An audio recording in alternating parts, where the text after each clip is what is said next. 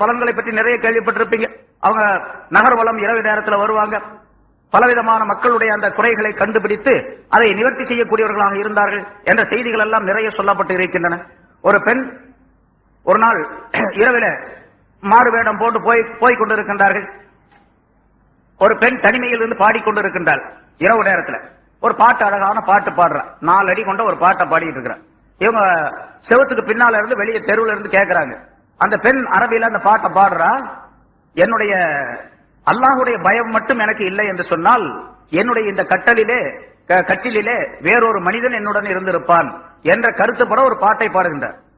இவங்க உமர் ரலியல்லாஹு தஆலா வெளியிருந்து, எவ்வளவு அநியாயம் பாருங்க, என்னுடைய ஆட்சியில ஒரு பொண்ணு இப்படி பாடுறதா அப்படின்னு சொல்லி உடனே என்ன பண்ணாங்க, அந்த செவரை ஏறி குதிச்சு உள்ள போயிட்டார்.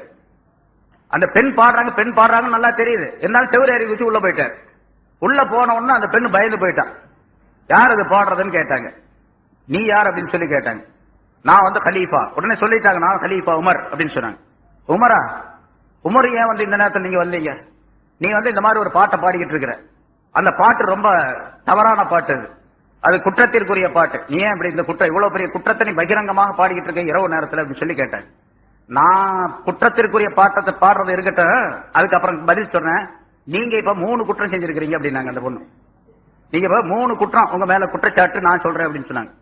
நான் என்ன குற்றம் செஞ்சேன் அப்படின்னு.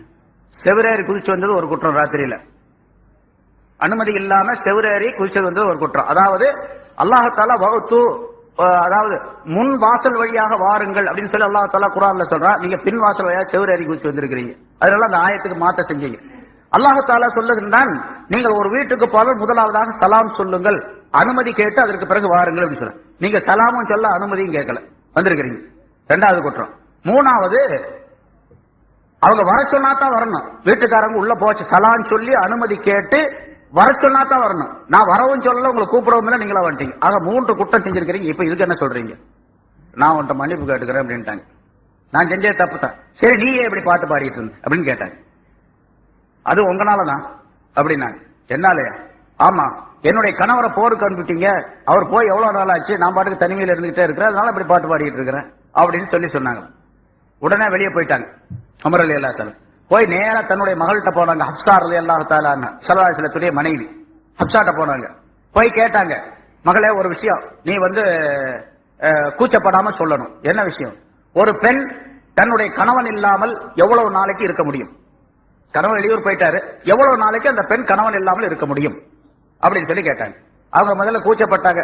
விஷயத்தை சொல்லணும் எனக்கு, ஏன்னா இது சட்ட பிரச்சனை அப்படின்னாங்க. உடனே ஹப்ஸா ரலியல்லாஹு தஆலா சொன்னாங்க 4 மாசம் அப்படின்னாங்க.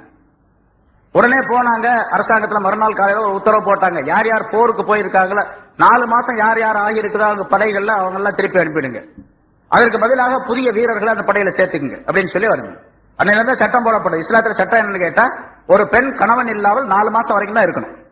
4 மாசத்துக்கு மேல மனைவியை பிரிந்து இருக்கிறது குற்றத்திற்குரிய செயல். இப்ப வருஷத்துக்கு 2 வருஷம் 3 வருஷம் போயிடுறாங்க, பயணம் போயிடுறாங்க.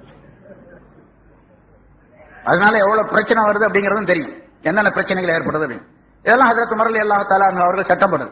ஹஜ்ரத் உமர் ரலியல்லாஹு தஆலா அவர்கள் ஸல்லல்லாஹு அலைஹி வஸல்லம் காலத்துக்கு பின்னால் பல சட்டங்களை இயற்றி இருக்கின்றார்கள்.